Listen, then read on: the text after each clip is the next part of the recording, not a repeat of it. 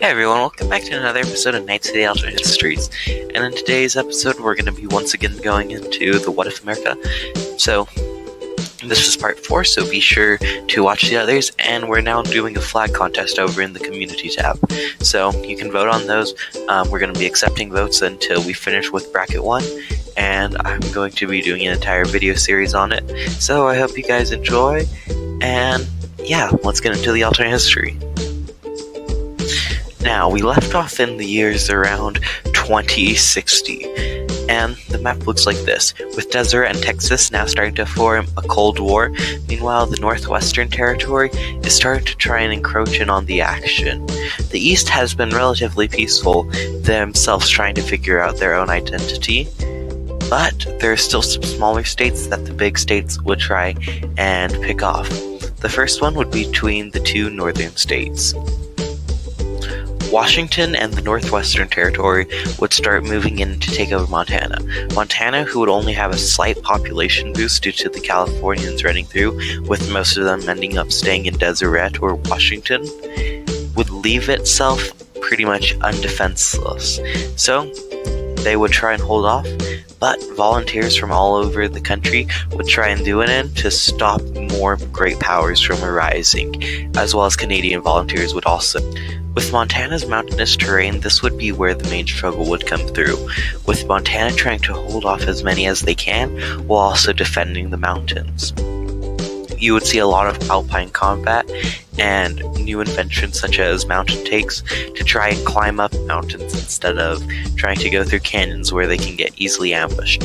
But this would be a pretty costly war, and overall, this would lead to many casualties on both sides.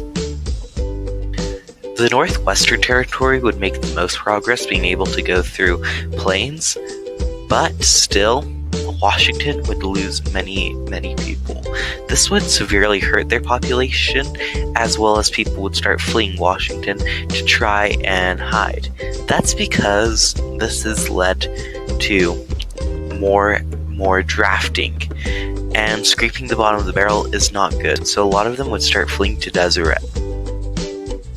Now, Montana and Washington, now getting more and more borders with Utah, would see a lot more desertion coming in. And even on the Northwestern Territory side, there wouldn't be that much desertion, but it would still happen for those who didn't want to see combat. But with more Washingtonites fleeing into it, Deseret would start looking at taking over Washington completely, because clearly they have the support of Washington's own people. But overall, Washington would still be the one who would pull out the victory, capturing more and more major cities as they started getting into the more plains territories. And Deseret would also start getting Washington support from the Washingtonites saying, hey, we should help out our homeland, and you should start to invade. Now, it is important to mention that at this point in time, most of the generation that remembers a United America are in their 60s or are starting to die off. So uniting America would become less of a threat and more of just trying to get into a better position and try and make new territories, because this would be the last generation. Deseret would also join the war now, and with that, Montana would completely collapse.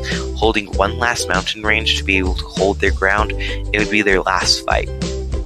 Most Montanians also would now start fleeing up into Canada, with a small portion of the border being left, and not wanting to have to face crimes, because now they truly are an independent nation with an independent country and pretty much an independent dialect of English.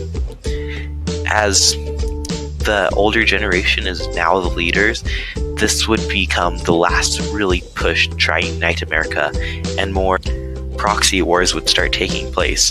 Deseret would gain a bit of territory, but would also puppet Montana for strategic use. The Northwestern Territory would gain the Dakotas, and Washington would gain that most parts where they lost the most men on. Now, Deseret would see an opportunity, wanting to get the Montanians on their side, and knowing that the Californians could use a boost by getting their old borders back. Washington Now, Montana, California, and Deseret would all invade as one unison. Being puppets of Deseret, or Deseret itself, this would lead to more chaotic times. And Washington wouldn't know what to do. Already with the decreased population from deserters fleeing to Deseret, and also fighting a pretty harsh war that Deseret didn't really have to deal with, the Washington supporters would of course try and defend it, but overall, they would start to fall one and more. Now, because it was taken out, and the population was losing more and more, Canadian troops would come down to start protecting the nation to try and stop it. But overall, Canada wouldn't really interfere, fearing that Deseret, now having a pretty large military and large population, would invade. The estimated 15 million of Canada would be no match for Deseret's 20 million. Now, as more and more of Washington collapses, it would just be the home territory left, and they would start trying to support and trying to get them to believe that they were always Montanans, they were always Californians, they were always Deseretans. They just can't remember it. Now it would really just be Seattle left, and the defenses would begin. This would be a legendary defense, much like the defense of Moscow. And they would try and hold off to take them down. Because Seattle is such an important basin with such a landmark, the Deseretans would give an offer: surrender or Seattle will burn. Caring about this Space Needle and other historical landmarks, they would simply just leave it. A lot of the soldiers would lay down their arms and surrender, and the rest would just be left to try and defend for itself. And it would get taken over pretty easily, but overall, the defense would be seen as a tragedy and a mass desertion quality. Now, Montana would gain back most of its land, including some of the Idaho territory that it lost, and Deseret would expand, but then also, lastly, the Pacific states would reform. Now, this would be seen as a great alliance, but though it was really dominated by California and basically being divided by Deseret, and alliances would start to form.